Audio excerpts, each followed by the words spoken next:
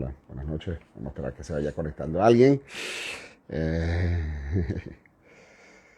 eh, ya tenemos varias personas conectadas.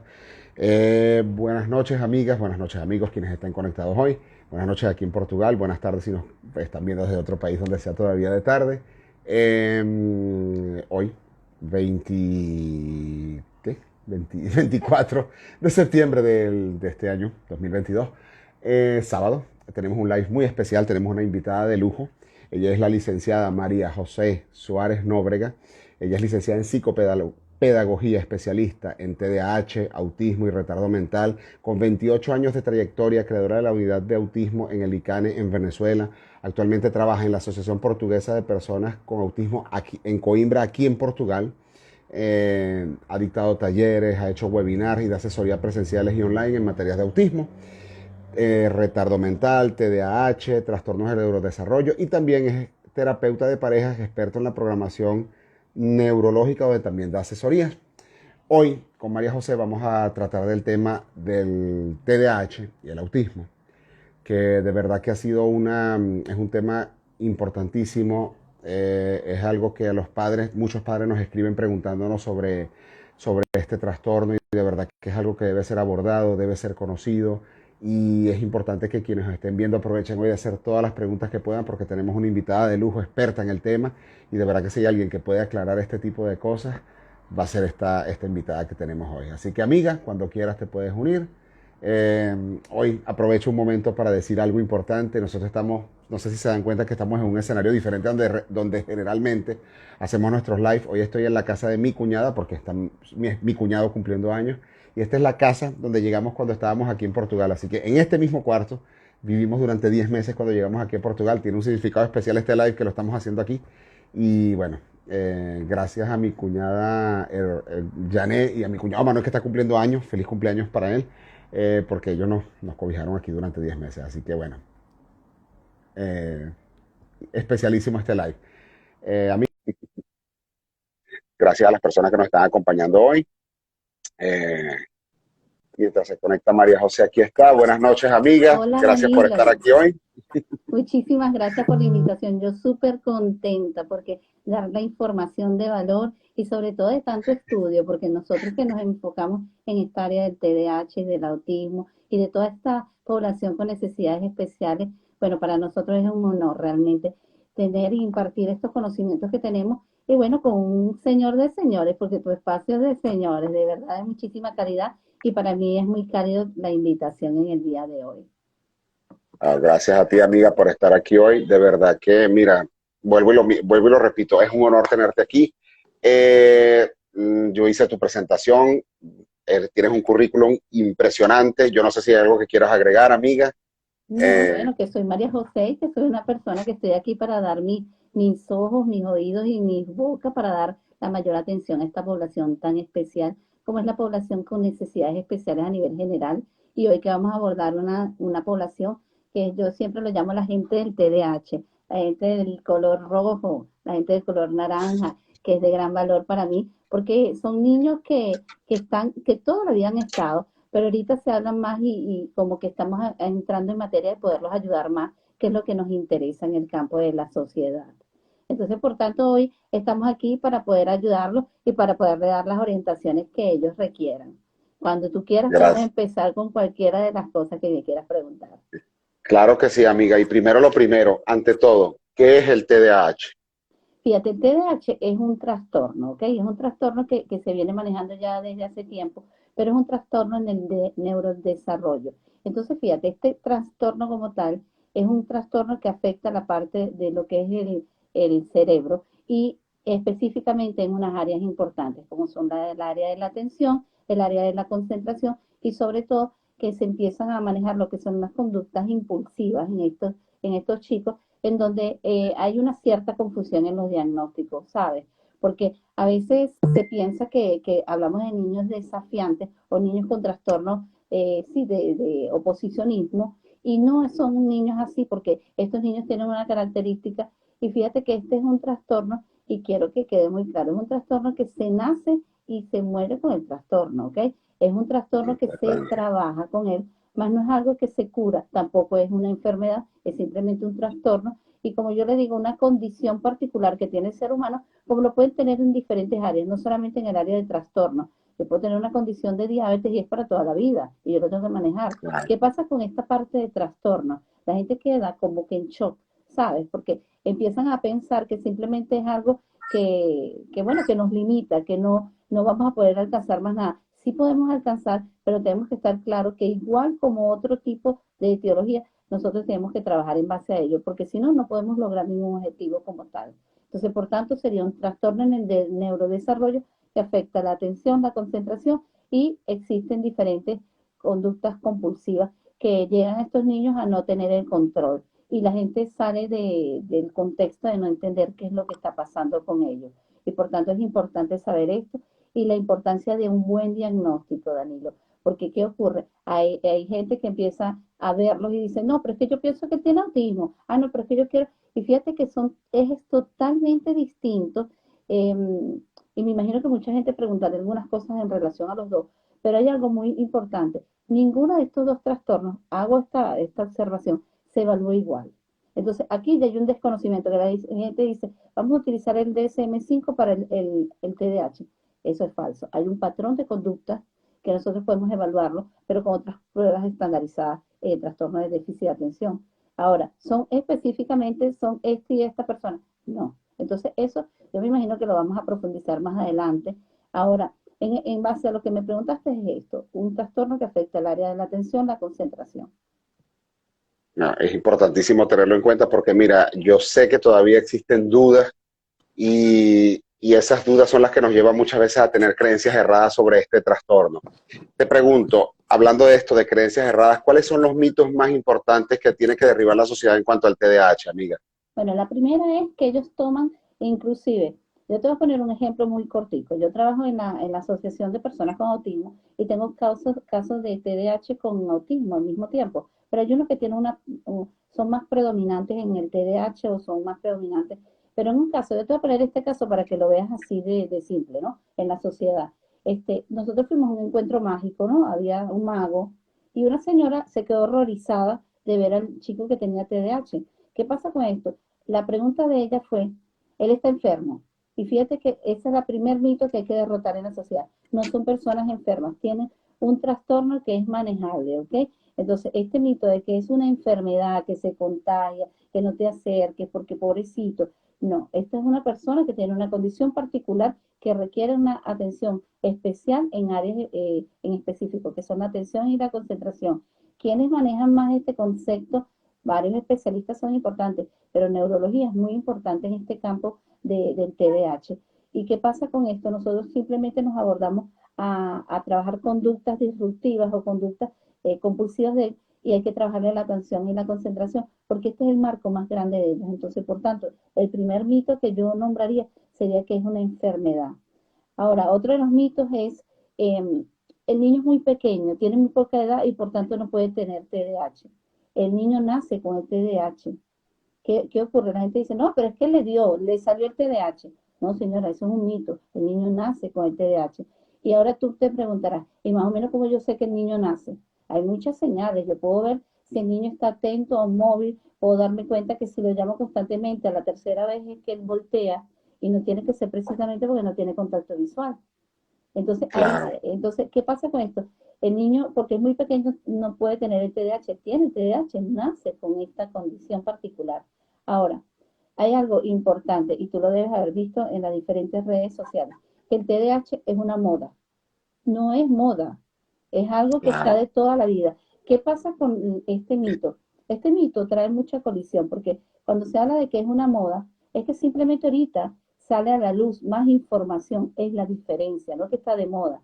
¿Y qué pasa? Han salido ahorita muchos adultos con TDAH. Ah, no, pero ahorita salió, todos somos TDAH o todos son, por ejemplo, otro trastorno. No, no es que salieron, no es moda, es que estaban, más no se presentaban en público y se tenía la información de otra manera.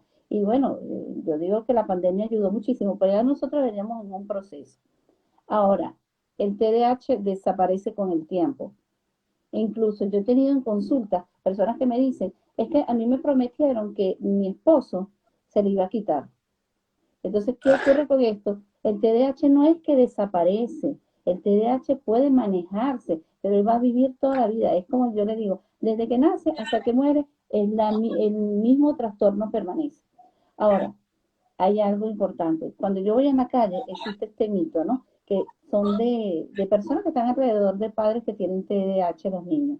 Es que el TDAH es culpa del papá porque, y ni siquiera saben que se llama TDAH. Eso que tiene él es culpa de los padres porque no le ponen disciplina. Sí, Fíjate que esto es un error muy grande, porque aquí no, ni siquiera estamos tocando el irrespeto a los padres, estamos hablando de que hay un contexto interno, neurológico, que no tiene que ver los padres. Aquí la disciplina de los padres, ellos establecen, pero no es culpa del trastorno porque ellos no tuvieron esto. Ahora, los videojuegos producen el TDAH. Yo he llegado a oír ese mito tan particular. Ahora te voy a explicar algo. Los juegos electrónicos no son recomendables para el TDAH, pero no son los que producen el TDAH, porque el niño, ni que la madre juegue con juegos durante la gestación, ella va a tener TDAH. Es algo tan absurdo lo de los mitos. Entonces, otro de los mitos también es que simplemente eso no es TDAH, él está desmotivado, él solamente tiene desmotivación. Ahora, cuando yo veo que es inatento, cuando yo veo que él tiene conductas disruptivas tan alteradas, crisis tan grandes, no puede ser que sea desatento, tiene un trastorno.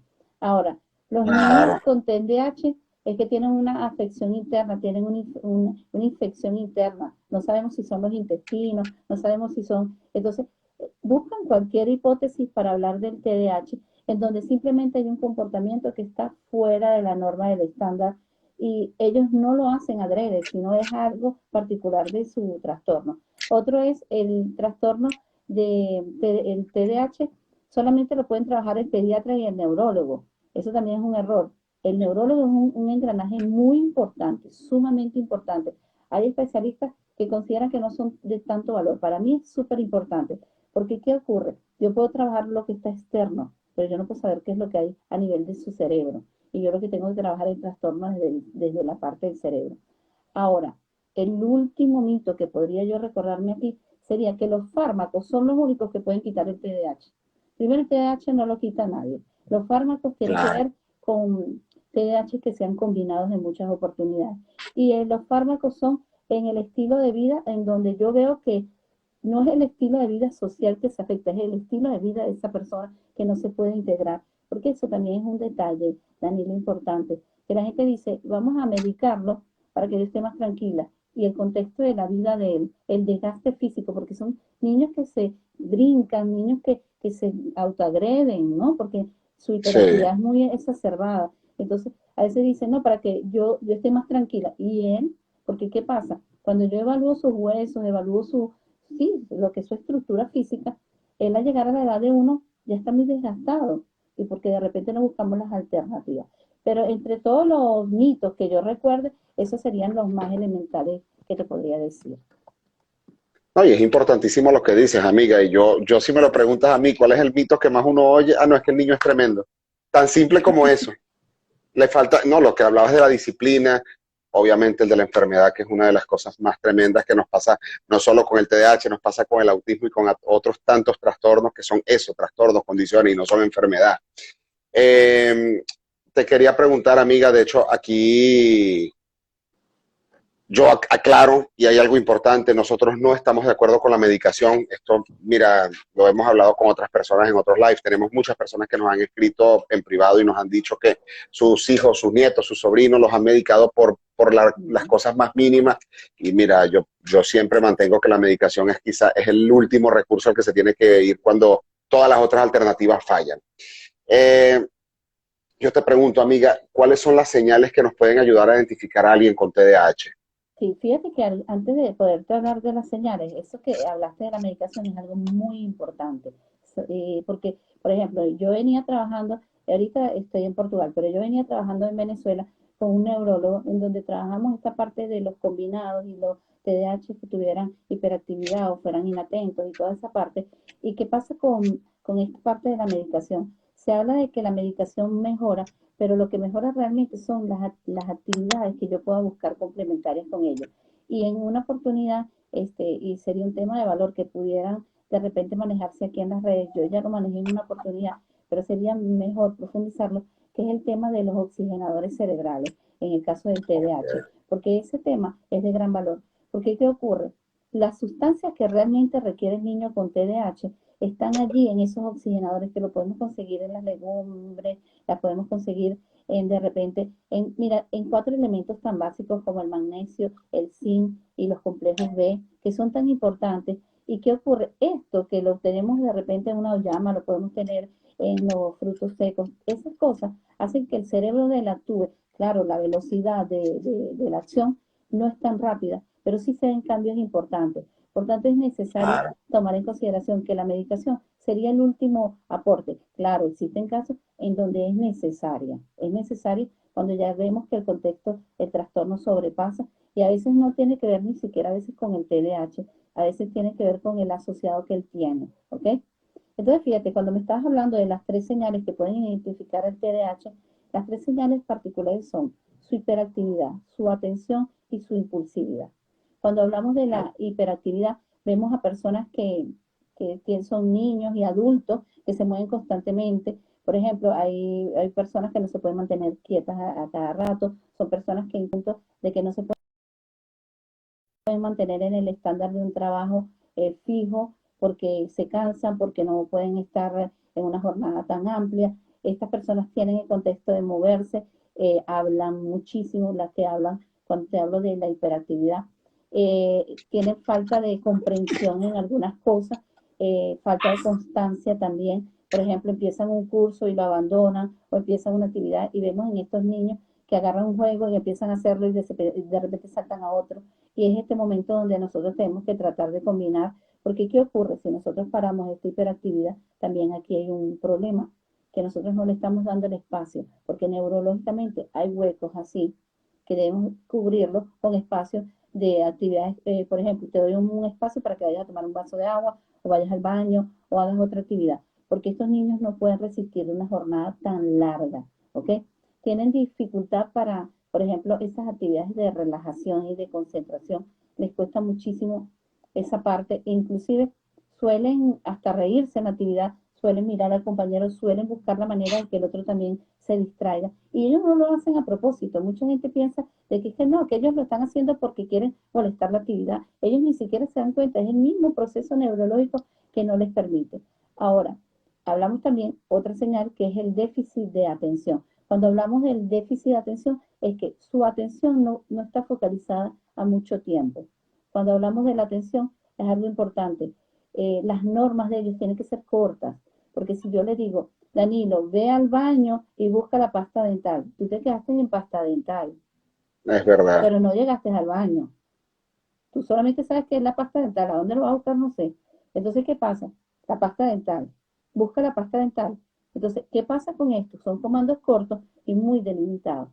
Hay otra cosa que con la falta de atención, ellos les cuesta finalizar tareas. Por tanto, entonces tienes que darte cuenta que no las finalizan porque tienen el trastorno, lógicamente, y porque hay algo básico, tienes que repetirle 3 veces, porque si no, incluso yo esta mañana estuve trabajando con un déficit de atención y era decirle una vez, él miraba para un lado, decirle 2 veces, me miró, y a la tercera como que, él focalizó la atención. Entonces esto es muy importante. Son muy desorganizados con las actividades. Son capaces de dejar las cosas todas regadas, no saben dónde dejaron el material, el desorden es muy típico en ellos, los caracterizan. Pero ¿qué ocurre con esto? Nosotros tenemos que empezar a delimitarles cosas. Bueno, hoy vamos a trabajar con esto, hoy vamos a trabajar con otro. Y otra cosa que es importante, se distraen así velozmente.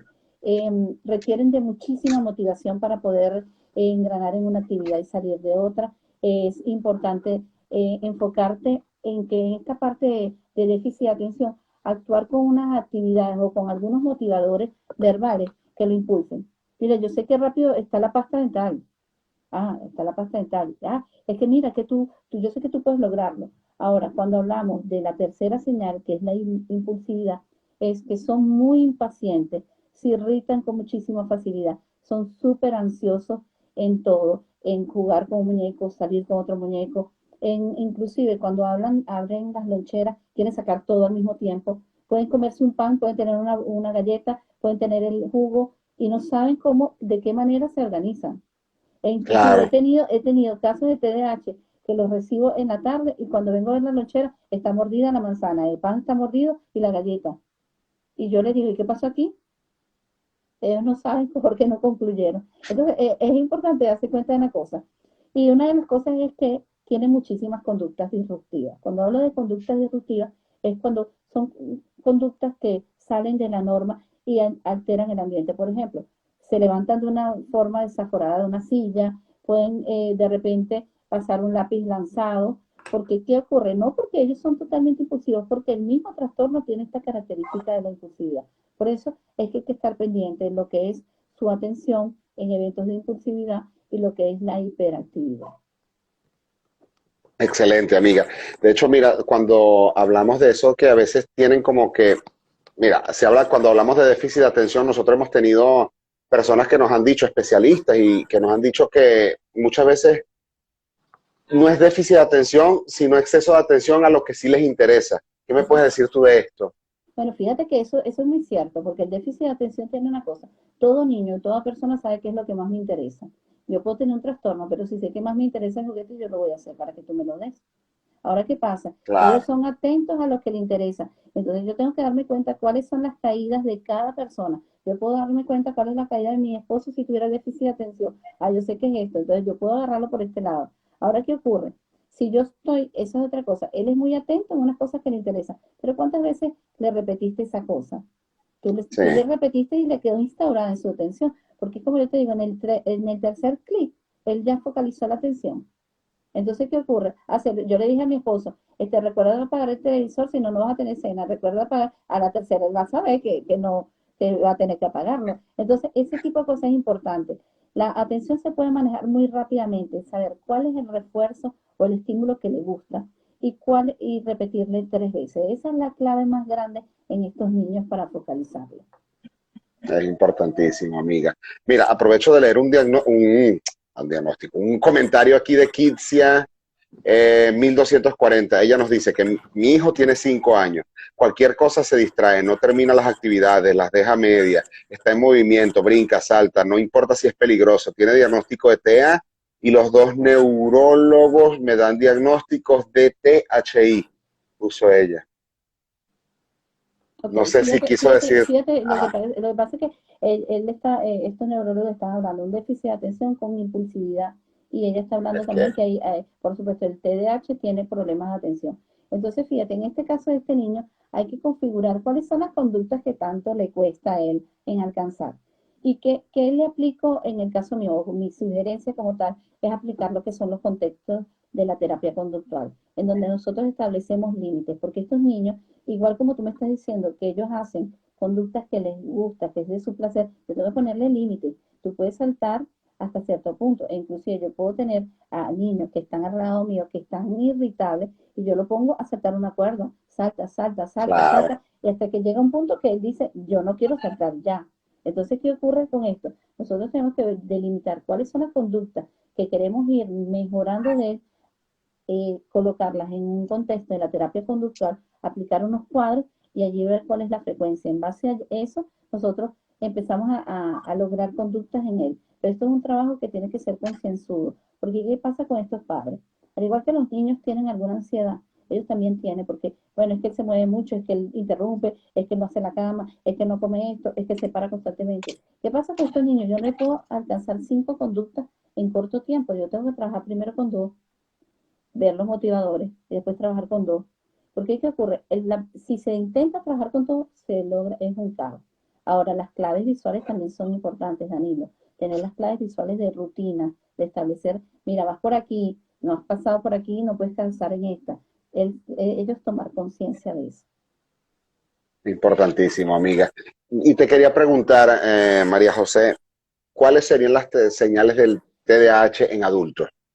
Bueno, las señales de TDAH serían iguales que en el niño, pero ¿qué ocurre en el adulto? Por ejemplo, ya cuando se ha pasado etapas, es por lo menos una persona muy desorganizada, ¿ok? Es una persona que le cuesta enfocar en recordar eventos, es una persona que puede llegar demorado a un lugar, puede ser una persona también que puede parar un carro en un lugar y ni siquiera acordarse, de repente darse cuenta de que se le olvidó cosas y las tenía en la mesa. Pero ¿qué pasa con estas personas? Estas personas se le dice una vez, se le dice dos, y de repente te das cuenta que la leche la dejaron en el lugar a donde no es. Son personas muy desorganizadas, son personas que les cuesta mucho guardar información, son personas que inclusive le tienes que escribir y llamarlos por teléfono y decirle, mira, ¿te acuerdas que te puse que era pan con leche, con queso?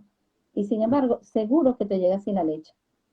Entonces, ¿por qué? ¿Qué pasa? Son personas que hay que decirle constantemente y son adultos que les cuesta mucho organizarse. Entonces, ¿qué pasa con ellos? Siempre necesitan el apoyo de personas que tengan más esta base para organizarse, para llevarles las cuentas. Y algo importante, les cuesta mucho culminar actividades. Empiezan una y les cuesta, por lo menos hacen un curso y después de un tiempo que la culminan. Si tienen una persona que le esté modelando, los terminan a tiempo, pero pueden olvidarlo. E inclusive, si tú estuvieras haciendo este live con una persona con TDAH, seguramente llega muy tarde o se lo olvidó. Puede ser, Mm, ¿ok? es verdad.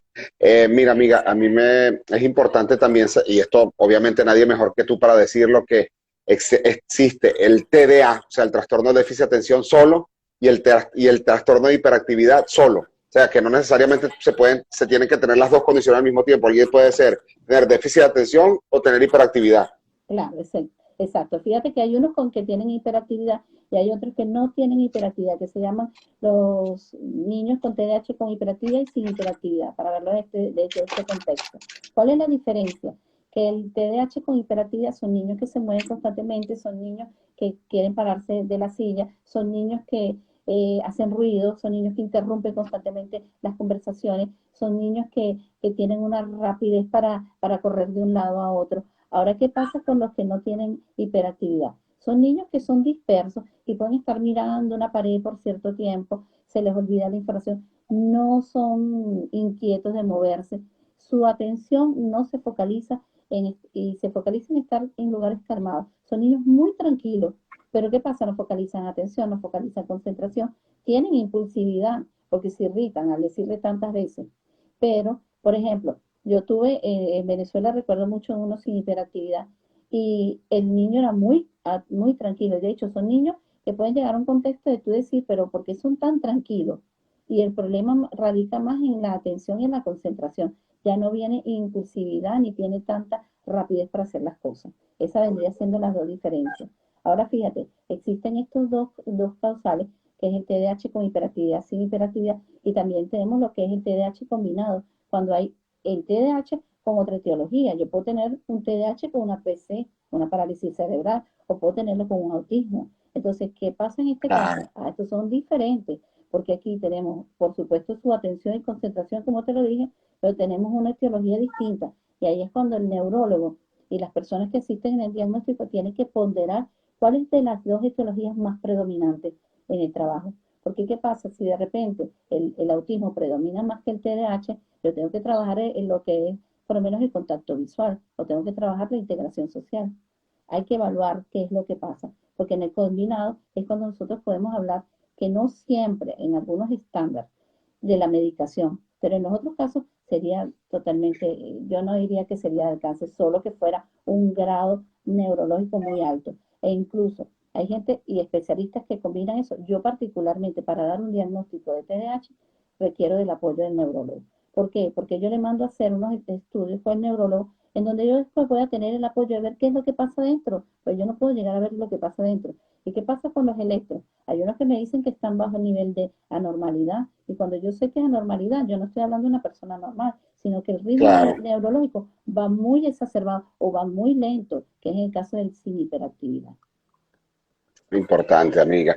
De hecho, aquí tengo un mensaje de Alejandra Pérez 2632 que ella nos dice, mi hijo tiene 7 años, hace natación desde los 3 y no lo pasan de nivel porque no obedece y solo escucha lo primero que le dice la profe y se va a nadar. Es como que se aburre escuchando o no entendió. Eh, o no entiende. Otra, veo que son estrictos o le hablan con firmeza para que obedezca. Eso está bien o debería yo hablar con la profesora de natación y decirle que solo lo deje ser, o sea, que solo lo deje nadar. Bueno, fíjate algo que tiene el TDAH. El TDAH hay que hablarle a veces con firmeza y hay que ponerle límites, como te dije. Pero el TDAH hay que saber ser un buen negociador. ¿Por qué? Porque son niños que demandan y son niños que igual como tú me das, yo te doy. Entonces, ¿qué ocurre? Si tú le aplicas la terapia conductual y le hablas a él de que, mira, tú vas a ir al baño a orinar parado, por ejemplo, esta conducta, y él no lo hace. ¿Qué pasa con esto? Tú llevas un incentivo, mira, tú logras en tantos días esta conducta y yo te voy a premiar con tal cosa. ¿Qué pasa con estos profesores? Tal vez los profesores le están exigiendo, más no existe un incentivo de él. Por eso es que a él ni le interesa motivarse en pasar de nivel. Entonces, ¿qué pasa con esto? Yo le sugiero a esa señora en que ella hablara con los entrenadores y le hablara de la motivación del niño ante la actividad. ¿De qué manera ellos podrían motivarlo? Porque son muy buenos profesionales, pero que ella necesita que el niño sienta más motivación. Entonces, ¿qué ocurre también de parte de la señora? También utilizar unos incentivos. Mira, hijo, ya tú tienes un año, yo veo que has avanzado bastante, mira, yo voy a comprarte una pulserita de natación que es solamente para ti y únicamente para ti. A él le compras la pulserita. ¿Y qué pasa con esto? Tú también tienes que darte cuenta de estos reforzadores, porque estos niños también son muy demandantes. Entonces, ¿qué ocurre?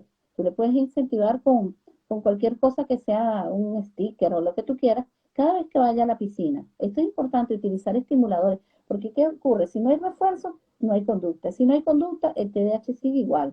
Y esto tenemos que darse cuenta de una Claro, cosa, este trastorno hay que modelar. Y si yo no modelo, para yo modelarlo tiene que ser con incentivo.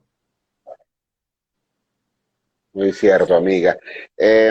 María José, aquí, y esto es algo que yo tampoco sabía, sino que lo vine sabiendo hace muy poco tiempo, y cuáles serían las diferencias entre y semejanzas entre el autismo y el TDAH, y si y se pueden tener las dos condiciones al mismo tiempo, y qué otras comorbilidades hay con el TDAH, amiga.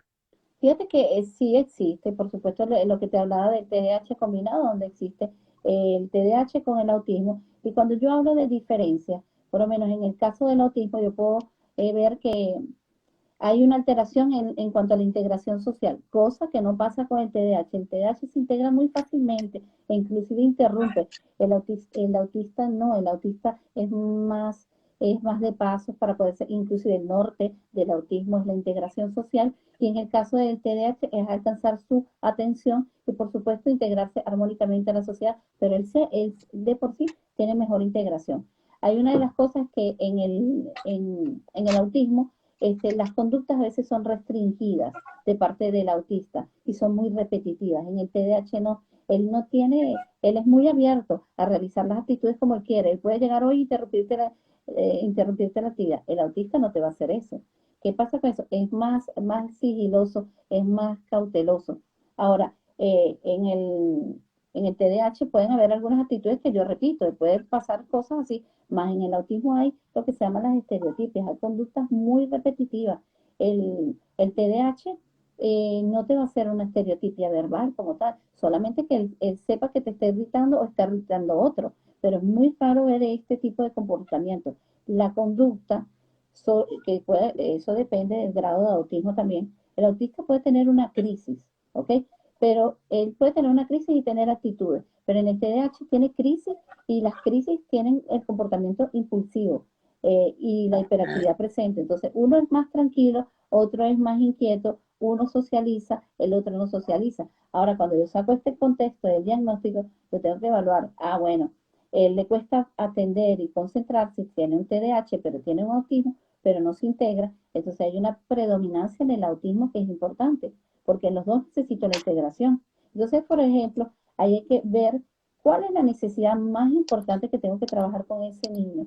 Ahora, cuando yo hablo de la semejanza, veo que son personas que tienen dificultad en la atención, tanto uno como el otro. No es que uno tenga más y el otro tenga menos. Otra de las cosas es que ambos dos les gusta estar en movimiento, porque si yo me pongo a evaluar a un niño con autismo, hay uno que puede estar aleteando y se puede estar moviendo constantemente, y el niño con TDAH se puede estar moviendo de un lado para otro. Entonces hay un Sí, movimiento constante.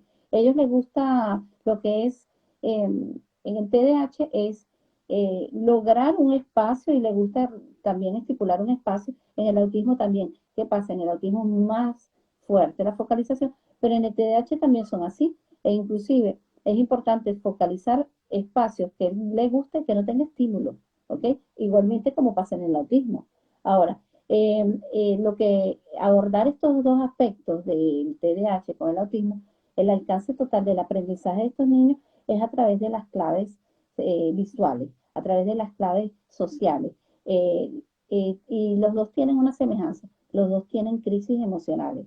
Cuando el trastorno, por eso que te hablaba, si yo te hablo de que esto va normal, normal, y aquí hay un hueco en el TDAH, aquí va a haber una crisis. Igualmente va a pasar en el autismo. ¿Y qué pasa con ellos? Pueden llorar, pueden agredirse, pueden hacer pataletas, pueden ser rabietas. Entonces son muchas cosas. Ahora, cuando hablamos de la comorbilidad, hablamos de que existe lo que te decía, el TDAH predominantemente impulsivo, también está el TDAH que es desatento y también tenemos el combinado, como te lo estaba diciendo.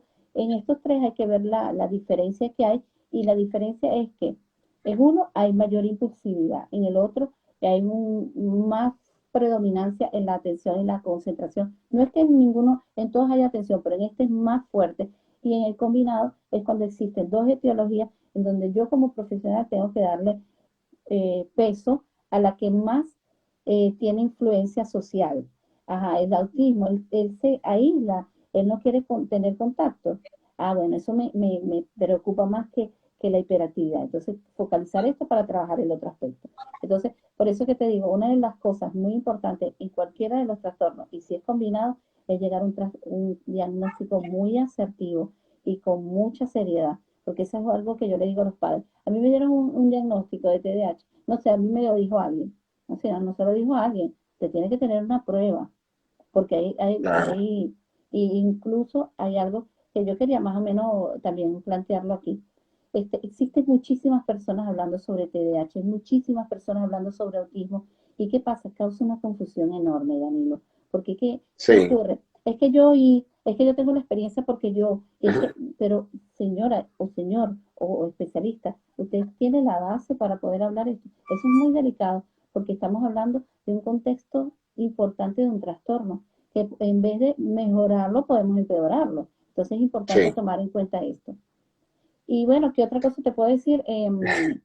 Bueno, en el caso de lo que es la diferencia entre los dos, que en el TDAH hay un problema en mantener una linealidad en lo que es el impulso nervioso. Son muy alteradas las ramificaciones cuando lo vemos en un electro, cuando lo vemos en las actitudes. En el autismo hay algunas impulsividades, pero no con tanta intensidad.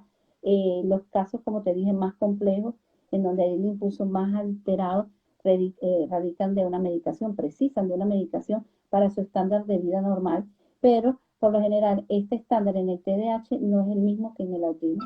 Hay una impulsividad más alta, por supuesto, en el TDAH que en el autismo no ocurre. Es importante, amiga. De hecho, tú dices algo que, bueno, que sobre todo aprovecho porque una amiga nuestra que se llama Legna Peroso escribió allá arriba que su niño tiene TDAH combinado, mixto, y tú nos hiciste hincapié en que es importantísimo tener un diagnóstico certero. Ahora te pregunto, amiga, ¿cómo se diagnostica el TDAH y quién lo diagnostica? Fíjate, el TDAH es diagnosticado por diferentes especialistas. Mucha gente habla del neurólogo y el neuropediatra, y para mi contexto tiene que estar un equipo multidisciplinario, ¿ok? Pero básicamente el estándar de la evaluación para focalizarlo es en pruebas físicas y en pruebas estandarizadas. Cuando hablamos de físicas, ver el comportamiento, y no solamente el comportamiento de los niños, porque ¿qué ocurre? Yo tengo que ver también el comportamiento al estar en el estándar familiar, porque una cosa es conmigo, otra cosa es con ellos, y ver también el contexto con otros que sean distintos. También eso es importante ver el estándar de pruebas que me informen, por ejemplo, cuáles son los estándares de hiperactividad. Se mantiene tranquilo, focaliza su atención, interrumpe las actividades, este tipo de cosas. No existe una prueba estándar como tal en el TDAH, simplemente es un repertorio de conductas que me infieren esto. En el caso mío, como especialista de TDAH, siempre hablo con los padres que yo requiero siempre de una evaluación neurológica. ¿Por qué? Porque no es lo mismo yo verte, Danilo, a saber qué es lo que hay en tu cabeza. Entonces es importante Claro. ver qué pasa. Porque ¿qué ocurre? Al no hacer esto, yo no puedo tener un engranaje perfecto. Porque ¿qué ocurre? De repente hay una irritabilidad que va más allá del contexto que yo puedo trabajar. Entonces es importante siempre focalizar de que hubiese aunque sea una evaluación. Tal vez la evaluación del neurólogo me dice que están en los estándares de normalidad y es una hiperactividad que yo puedo trabajar con modificación de conducta, con técnicas de tiempo fuera, con diferentes técnicas, y simplemente tengo que buscar las alternativas. Hay algo importante en esto. el uso de las terapias alternativas. Son súper vitales. ¿Por qué? Yo tengo que buscarle actividades por lo menos de natación o de deportivas, son importantes, y buscar actividades en donde él pueda compensar. Porque, ¿qué pasa?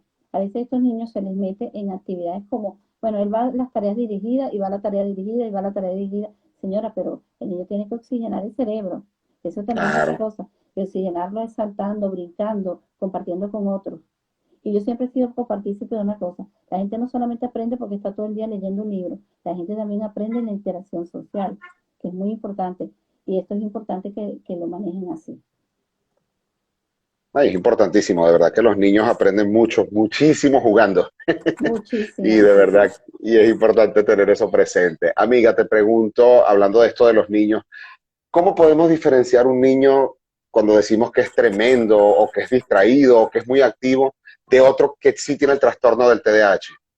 Bueno, fíjate que hay una diferencia bien importante. Cuando hablamos de un niño con TDAH, el niño con TDAH tiene una irritabilidad en donde le cuesta focalizarlo. Inclusive tú puedes agarrarlo y hablar con él frente a frente y a él le cuesta focalizar la atención. Un niño que sea desatento o que sea tremendo como tal, es un niño que sale del contexto, pero tú puedes lograr atenderlo. Solo en el caso de que tuvieron combinado con un déficit de atención oposicionista, ¿ok? Ahí cuando hablo, perdón, un trastorno oposicionista. Ahora, ¿qué pasa con el tremendo? El tremendo focaliza su atención más rápido que el del TDAH.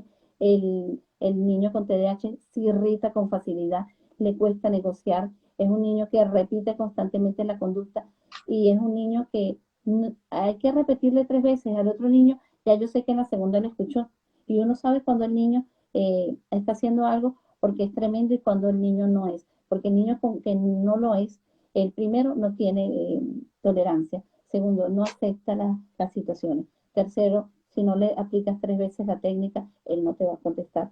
Y cuarto, que tú te das cuenta que va a haber inferiormente crisis. El niño tremendo no, el niño tremendo lo que va a hacer es desafiarte. Esas son las características más determinantes. Mm, excelente. Amiga, una pregunta, ¿qué es el trastorno oposicionista? El trastorno oposicionista desafiante son aquellos niños que tienen un cambio de comportamiento, sobre todo a nivel conductual. Y ellos empiezan a presentar lo que es el desafío. Por ejemplo, ella quiere que yo coma, yo no voy a comer y voy a botar la comida. Me voy a parar y voy a hacer ruidos porque ya no le gusta. Voy a mover la silla. Y es una cantidad de conductas disruptivas para exacerbar el ambiente. Pero ¿qué pasa con esto? Ellos no lo hacen a propósito, también tienen una irritabilidad. Entonces, estos casos son importantes trabajarlos, sobre todo con psiquiatría muchas veces y también trabajarlo con una terapia conductual. Esa es la base más vital para eso. Excelente. Mira, amiga, aprovecho de preguntarte, tenemos aquí tres preguntas, dos son parecidas, son idénticas, de hecho te preguntan en una, ¿qué actividades se recomiendan para niños con TDAH? Y en la otra, ¿puede ser detectado el TDAH en niños de 12 años? Fíjate, voy a contestar primero las actividades que se pueden hacer. Primero, nosotros tenemos que estructurar nuestra vida en lo siguiente. Tiene que haber actividades en el ambiente y tienen que haber actividades informativas y tienen que haber actividades de proceso. Cuando yo hablo de actividades del ambiente, es ponerlo a ir a un parque, salir y hacer unas actividades que son las actividades que hablamos muchas veces que son actividades extraescolares o fuera del contexto de la escuela. Es importante en los niños con TDAH estar involucrados en una actividad deportiva. Las que yo más recomiendo son la natación, son el fútbol, son el atletismo y estas más que todo. Y en el caso de las niñas puede haber el ballet y este tipo de cosas. Son actividades que hayan movimiento. ¿Por qué? ¿Qué pasa con estas actividades? Estas actividades le dan oxígeno. Al tener más oxígeno, ese pico que te estoy hablando neurológicamente, él baja a ser un poco más así. Entonces, ¿qué pasa? Cuando los padres lo integran a la parte deportiva, agarran y dicen, oye, el cambio es asombroso. El cambio, y muchos dicen, fíjate, este otro mito, está más calmado porque está cansado. No, porque el ritmo le bajó. Claro, ¿Qué pasa con esto? Es importante esto, focalizarnos en que él tiene que buscar un deporte. Ahora, si no hay nosotros tenemos que integrarlo, buscar algo que sea de interés para él. Otra de las cosas es utilizar de repente actividades que sean recreativas, que se manejen con tiempo. Mira, tú vas a jugar con esto, pero después hacemos esta actividad. ¿Ok? Otra de las cosas importantes es las normas. Limitar las normas en comandos muy cortos. Ve al baño, ve al baño. Si tú dices, ve al baño porque te tienes que bañar y hueles bien, olvídate. Él no llegó ni al baño. Entonces, ve al baño. come la sopa. ¿Comiste la sopa? Se terminó la sopa, ya se acabó la sopa. Fíjate que yo voy a la misma, no me escapo a darle más información. Y tú Claro, puedes hacer la prueba con estos niños. Tú le dices así, tan largo, ve al cuarto a dormirte que mañana será un día bonito. Él se quedó bonito, no le llegó más nada. Entonces, esto es algo claro que los padres dicen, pero yo le hablo y no me entienden. No, señor, es que usted le da mucha información, o señor, le da mucha. Tiene que ser corta, tiene que ser claves que se repitan 3 veces. Ve al baño, fuiste al baño, terminaste de ir al baño. En la primera, parece que moviste la boca. En la segunda, como que ella habló. Y en la tercera, ay, sí, dijo algo. Ellos son así, en este contexto. Otra de las cosas es la dieta. La dieta es muy, muy importante para ellos. ah, La dieta es muy importante ¿en qué sentido? El gluten exacerba este proceso neurológico. Y cuando hablamos del gluten, no solamente estoy hablando del azúcar, estoy hablando de las harinas refinadas, estoy hablando de la pasta, estoy hablando del pan, que yo siempre le digo a los padres, tú no puedes agarrar y decir cero, pero si le da un pan, vamos a darle la mitad, vamos a restringirle un poco. Si hoy le di el pan, mañana le hago un pan de estos enrollados, que esto se enrolla. Ah, después mañana le doy alguna otra cosa diferente, puede ser esas galletas de arroz. Entonces puedo ir combinando el niño y le pueden hacer la prueba. Si cuando lo lleven una conducta diferente a como es en la casa. Está más alterado. Entonces, ¿qué ocurre con esos padres? Le digo, dele refresco, no importa, dele así de refresco y échele así de agua. Y negocio con él. ¿Hay claro, este refresco o no hay? Porque, ¿qué pasa? Para un niño es triste, ¿sabes? Ir a una fiesta y ver que yo no puedo, yo no puedo, yo no puedo, yo no puedo. Yo puedo agarrar y manejarme con él. ¿En qué sentido? Te voy a dar el caramelo, pero no te puedes comer pastelito. Tú decías, el pastelito, el caramelo porque yo no puedo cercenar una realidad de lo que él está viviendo. Y también a veces el contexto es un poco crudo. Ah, que es el niño que no se le puede dar porque es muy inquieto. No, entonces yo le puedo dar eso. Inclusive, fíjate, los pacientes que yo tenemos van a fiesta y dicen, tome ese refresco que a ti te gusta. Que sé, que no queda otro, el echarle así y tomarlo así. Entonces es importante esto. Y los padres tienen que tener una palabra importante en su cabeza así, paciencia. Si grito, retrocedo. Si me pongo histérico, retrocedo. Si maltrato, retrocedo. Entonces tengo que tener la claro. palabra paciencia. Y los padres necesitan también de tener su espacio. ¿Qué ocurre con esto? Yo como madre me quedo con el niño, pero doy el espacio a mi esposo. O busco a alguien que pueda apoyar, pero sí deben darse espacio. Porque ¿qué pasa? Son niños que demandan mucha atención y también cansan. Ahora, la otra pregunta no recuerdo cuál fue la que me hiciste, Era- disculpa.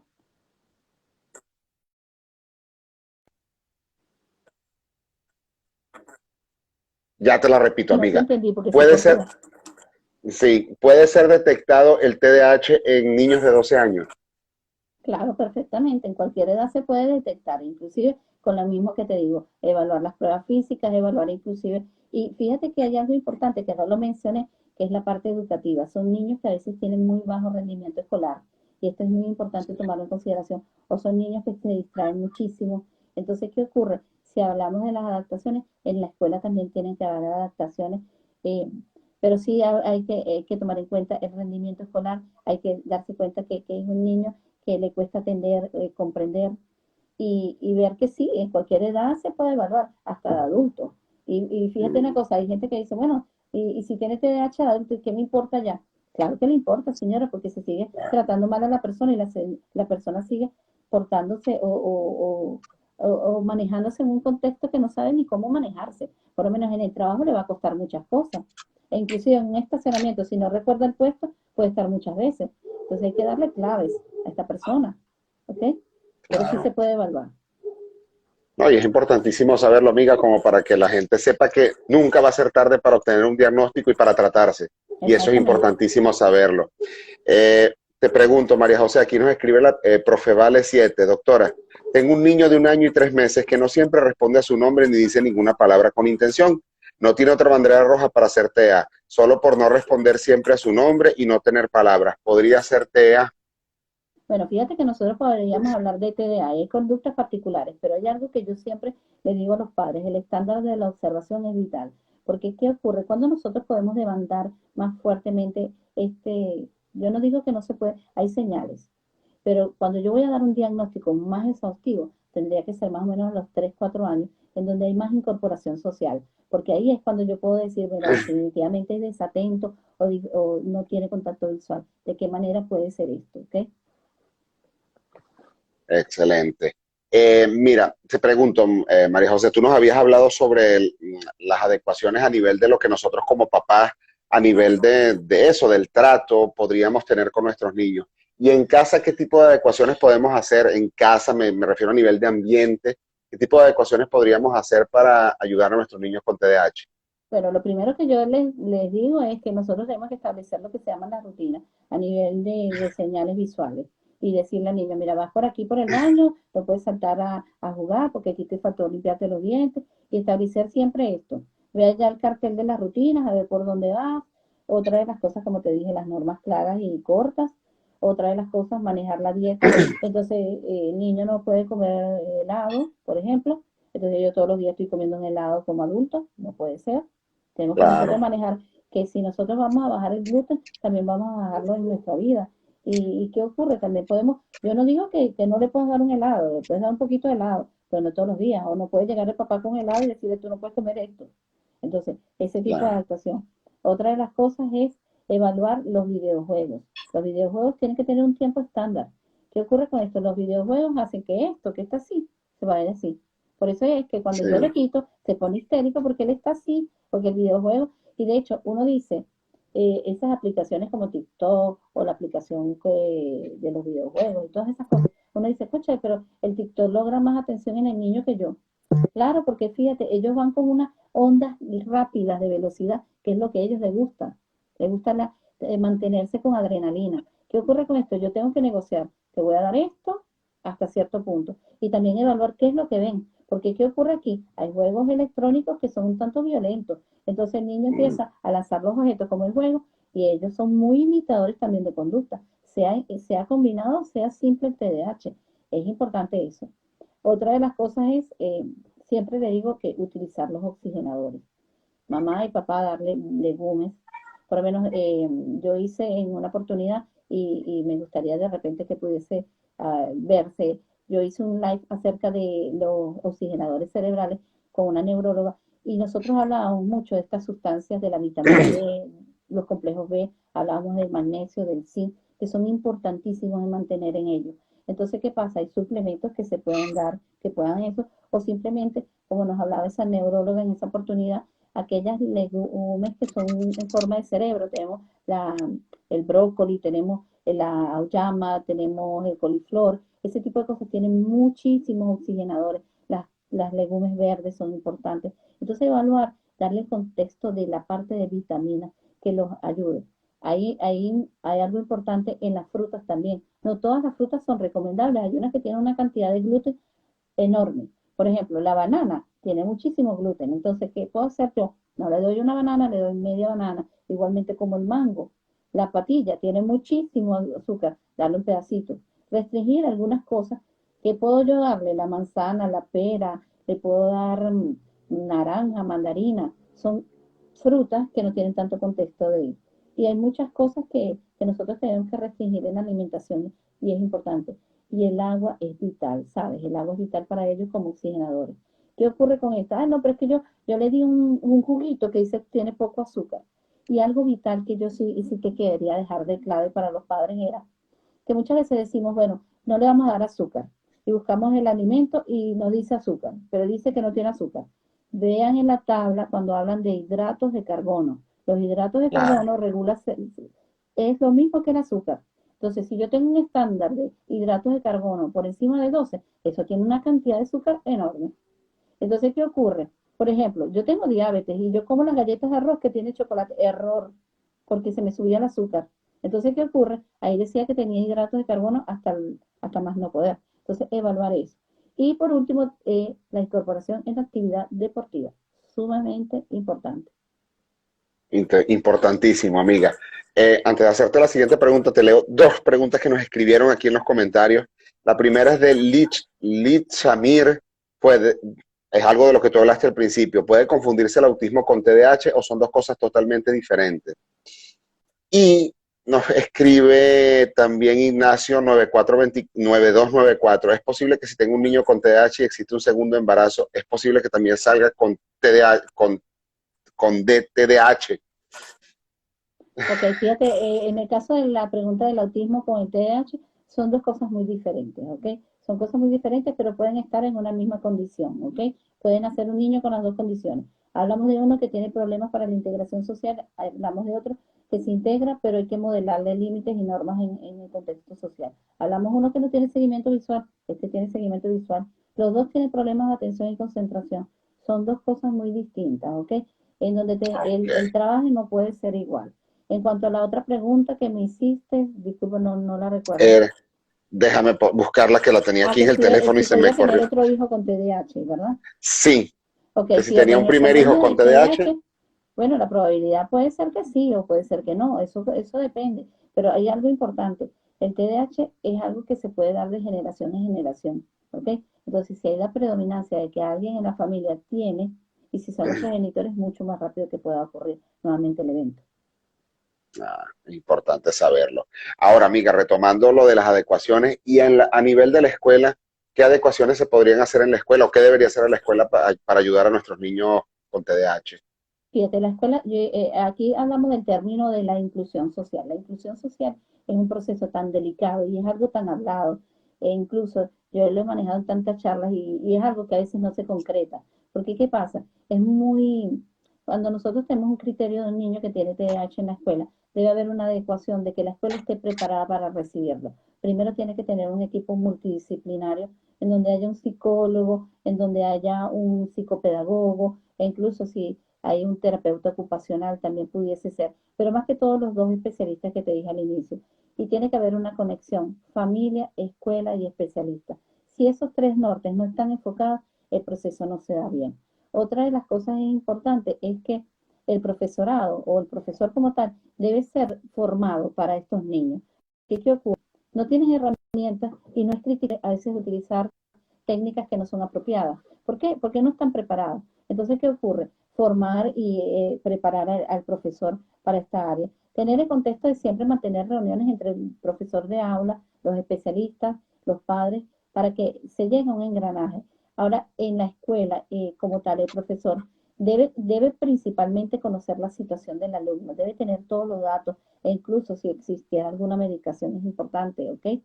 Ahora, Claro. profundizar más el tema de estudiar más el aspecto del TDAH, focalizarse muchísimo en la autoestima de estos niños y utilizarlos como estándar de ayuda para la maestra. Bueno, él va a ser como, no sé cómo lo pueden llamar en general, pero imagínense que él sea la mano derecha de la maestra y él va a llevar los cuadernos, él va a recibir los cuadernos, él va a siempre tenerlo activo para que él sienta que tiene una valoración. Es un niño que si yo veo inquieto, tengo que llamarlo a capítulo y ponerlo a hacer muchas cosas. Es un niño que demanda, es decir, que tengo que buscar la manera de darle su lapso de tiempo, voy a tomar agua, regresas. Y una de las cosas es fortalecer mucho lo que es la integración. Cuando hablamos de la integración es hacer conscientes a los niños que están alrededor de él, que es un niño muy especial como son todos ellos y que son, fíjate, ser diferente es algo común. Y él es diferente como todos que son diferentes. Entonces, ¿qué tal? Debemos hablar con los niños y decirle definitivamente, mira, viene un compañero que es aún más especial que tú y que yo siento que tú lo puedes ayudar. Y los que son muy líderes, que son los que llevan la batuta en las aulas, son los que más pueden ser los aliados de estos niños. Entonces, por tanto, debe hacerse unas adecuaciones. Si no se hacen estas adecuaciones, Danilo, el problema más grave es que los niños causan entrances emocionales bien importantes y después hay una involución muy grande. Y dijiste algo importantísimo, amiga, que es la integración. Y la integración va de la mano con aceptación, va de la mano con que los profesores sean empáticos, es importantísimo. Y bueno, tristemente todavía se ve mucho este tipo, se ve que hay profesores que están por estar Sí. y es triste. Todavía nos escriben de muchas personas hablándonos sobre eso.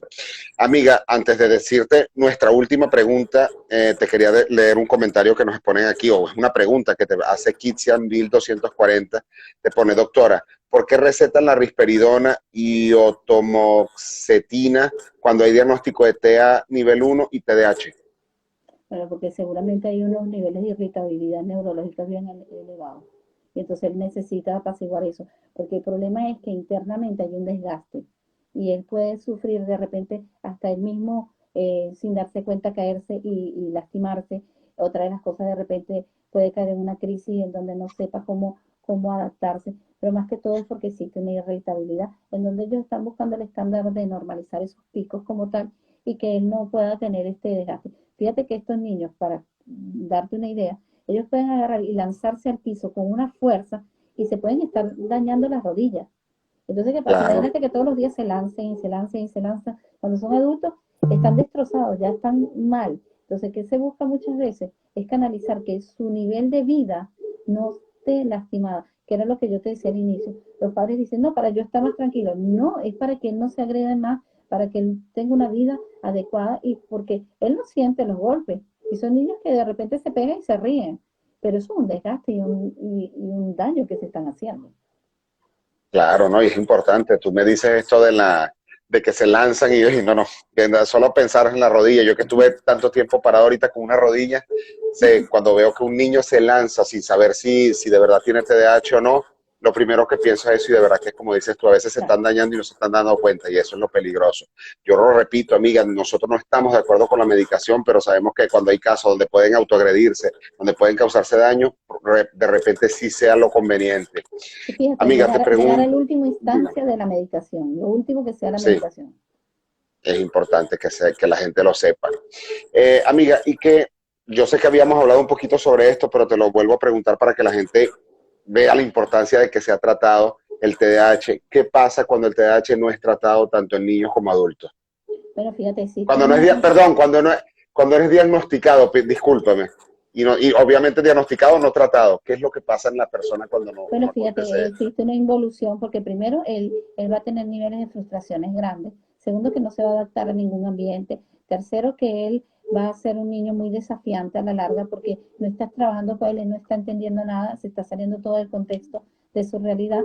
Y otra de las cosas es que la incorporación tanto social como escolar va a ser casi difícil, va a ser muy difícil, porque no va a conseguir de qué manera se pueda adaptar. Entonces, ¿qué pasa? Va a empezar a ser lo que se llama el niño etiquetado, en donde el niño mala conducta, el niño rompe normas, el niño, ¿y qué pasa? El problema es esto, y hay algo importante, si yo como especialista di el diagnóstico y veo unos padres que no están asertivamente abiertos para este diagnóstico, yo tengo que buscar la manera de reeducar a estos padres y darme cuenta de que es como te digo, es una realidad que es una realidad como en otros contextos. Una realidad, fíjate, un niño con diabetes también es una realidad muy dura. Un niño, Claro, entonces, un niño que tenga de repente una PC es una realidad muy dura. Entonces, verlo como estas realidades que son para toda la vida y que yo debo saber manejarlo y que tiene él algo importante. Porque fíjate, un niño con TDAH es un niño feliz, es un niño creativo, es un niño que brinca, es un niño que siempre va a hacer algo imprevisto que te va a sorprender. Es un niño que se ríe constantemente, le gusta jugar. Entonces, ¿qué tanto podríamos nosotros pedirle a un niño que sea tan maravilloso como un niño con TDAH? claro. Mira, nos pregunta aquí Ignacio 9294, amiga, ¿recomiendas que el niño sepa que tiene la condición de TDAH?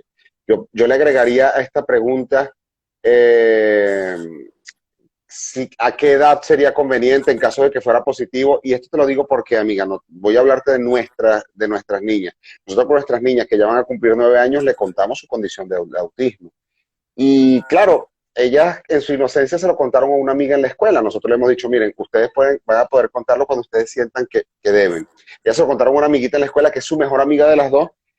Y ayer la amiguita no se vio un programa aquí en la televisión portuguesa, supuestamente en RTP, vio un debate donde alguien dijo que las personas con autismo eran enfermos mentales, así lo dijo de crudo.